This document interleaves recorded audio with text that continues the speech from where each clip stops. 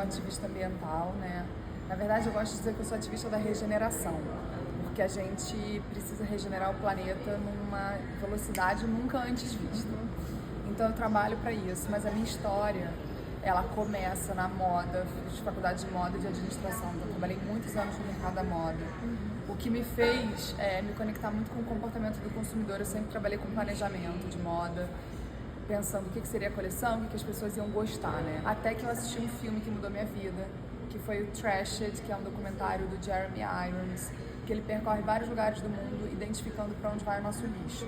E quando eu me deparei com aquela cena, assim, que a gente está transformando o planeta num grande lixão a céu aberto, eu fiquei muito impressionada, muito chocada, porque eu sempre fui uma pessoa que sempre li muito, eu sempre li jornal, eu sempre fui uma pessoa antenada com o que estava acontecendo e eu não tinha noção daquilo. Então eu imaginei, se eu não sei, imagina as outras pessoas. Eu criei o Menos um Lixo como um projeto paralelo. Por quê? Porque quando eu me deparei com aquela situação, eu resolvi mudar os meus hábitos e eliminar o copo descartável, porque eu fiquei muito impressionada com a ilha de plástico do Pacífico, que tem 17 vezes o tamanho de Portugal. E aí quando eu assisti aquele filme, que eu vi aquela ilha de plástico, eu falei, cara, assim, esse lixo é meu também.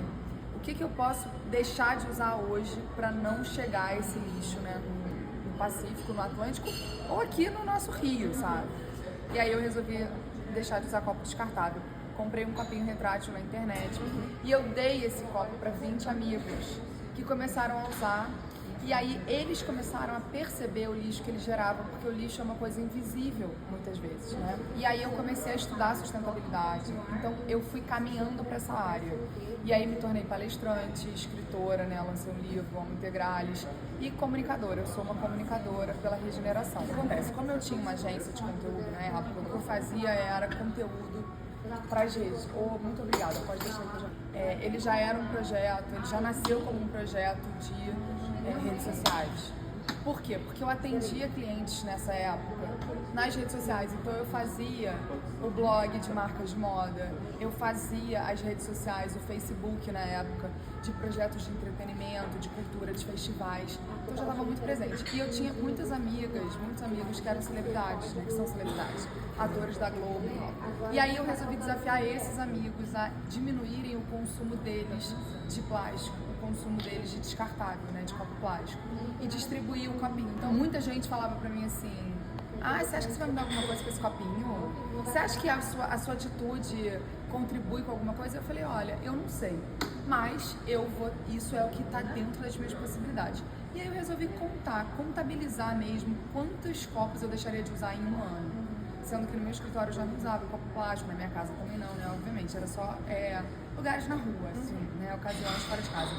E aí eu criei o Menos um Lixo como um site e o Instagram, o principal canal, Instagram e Facebook, para contabilizar quantos copos eu deixaria de usar em um ano e desafiar pessoas a fazerem o mesmo. Ele nasceu como um grande desafio e como uma plataforma de educação. Ele já nasceu como uma plataforma de educação para levar esse tema.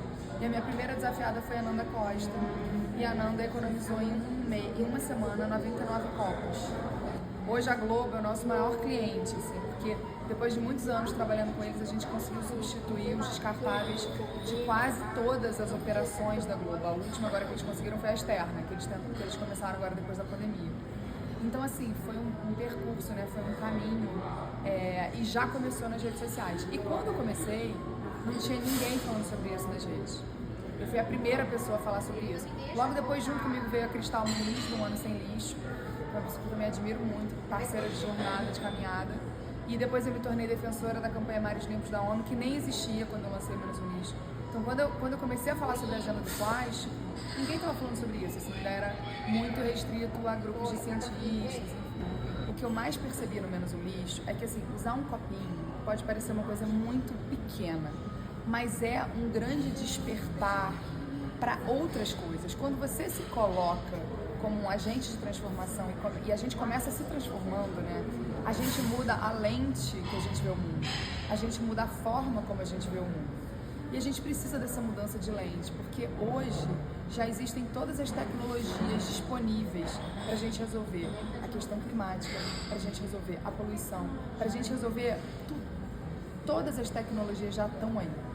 A questão é que os interesses econômicos, os interesses políticos e a mentalidade por trás disso tudo não quer que a gente mude de modelo. E ficou muito evidente para mim escrevendo o livro, que chama Homo Integralis, uma nova história possível para a humanidade. Eu queria trazer uma nova história possível para a humanidade. Essa história só é possível se a gente mudar a lente. E esse desequilíbrio externo, ele é reflexo de um desequilíbrio interno do ser humano, das suas polaridades, o feminino e o masculino. E aqui eu trago como polaridades mesmo, vou até chamar de yin e yang, para que a gente não associe com gênero, porque todos os homens têm uma polaridade feminina e uma polaridade masculina, e todas as mulheres e qualquer outro gênero com o qual as pessoas se identifiquem, né? E aí ficou muito evidente que, assim, primeiro a gente vai precisar equilibrar internamente. E o que é esse equilíbrio interno? É a gente voltar a valorizar o que a gente chama de aspectos do feminino, que são o sentir, a conexão, essa visão mais ampla. O racional e a lógica, estritamente, trouxeram a gente até aqui. Contaram histórias pra gente de dominação, de separação, de que a gente é melhor do que a natureza.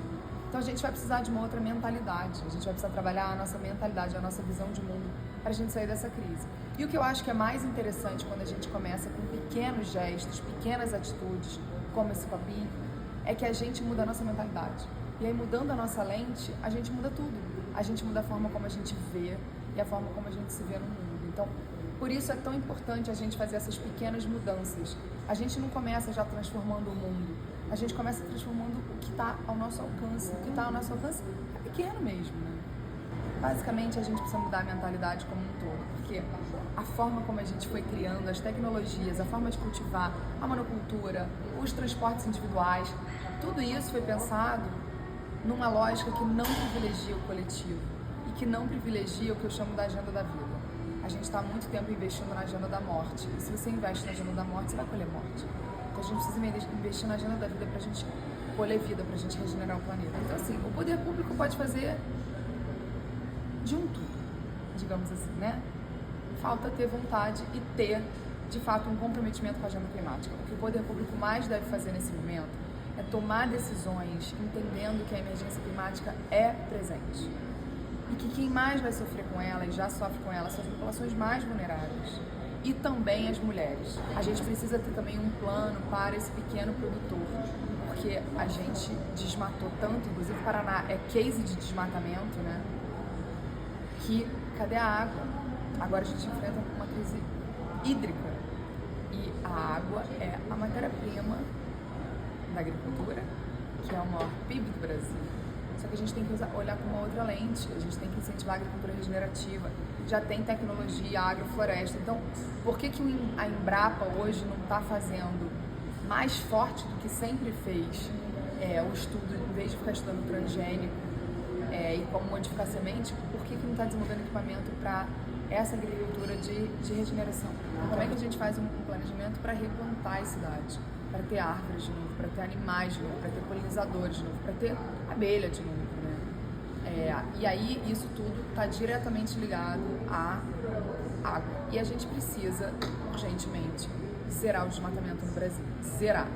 O que a gente precisa nesse momento é devolver floresta, para a gente fixar carbono nos troncos das árvores, no solo, nas plantas, absorver essa água, porque quando também a gente tem uma chuva muito forte e a monocultura está ali, existe o que eles chamam de lixiviação. Então, toda a camada superficial da terra, ela é varrida com aquela água. Então, você perde os nutrientes todos daquele solo, você deixa aquele solo empobrecido. Então, a gente precisa, assim, ajudar o agro, enquanto pensar em água, é pensar no agro, o maior consumo de água no Brasil. A indústria está em segundo lugar, muito longe. O agro consome mais da metade dos recursos hídricos do país. A gente está vivendo uma crise hídrica de emergência climática. Então a gente tem que focar os esforços para ajudar o agro a se repensar, a se reinventar. Se as coisas continuarem como elas estão, a gente vai aquecer o planeta em pelo menos 3 graus. 3 graus, gente, não significa que saiu de 24 para 27. 3 graus significa que a gente vai mudar toda a paisagem da Terra, que a gente vai ter alguns bilhões de refugiados do clima, porque vão ser pessoas que vão estar em lugares onde a gente não vai conseguir habitar. A gente vai ter muitas guerras por causa disso, a gente vai ter fome, a gente vai ter aumento da miséria, da pobreza, de doenças, a gente vai ter a perda de várias espécies que vão morrer, a gente vai ter que adaptar a nossa alimentação, porque nem tudo mais vai florescer. E na época que a gente está acostumado. A gente vai ter muitos desastres ambientais, como queimadas, como enchentes, alagamentos. Então, assim, a gente já tem um aumento muito grande das mortes e da perda de dinheiro mesmo, assim, os prejuízos relacionados à emergência climática já bateu a casa dos bilhões de reais no Brasil em 2023. O que a gente sabe é que vai ser muito difícil viver aqui, vai ser muito mais difícil viver aqui. O IPCC divulga uma pesquisa falando, gente, então, aquilo lá de 2050 é 2035, aquilo lá de 2100 é 2050. Então, assim, é amanhã, é hoje, na verdade. Pra quem quiser se aprofundar mais no tema, né, a gente tem muitas séries do Menos um Lixo no YouTube, a gente tem muito conteúdo no nosso Instagram. Tem o meu livro, Homo Integrados, uma nova história possível da humanidade, que eu aprofundo tudo isso e trago case, trago exemplos, trago dados. Então, para quem realmente quiser se aprofundar nesse assunto, Menos um Lixo é um ótimo caminho.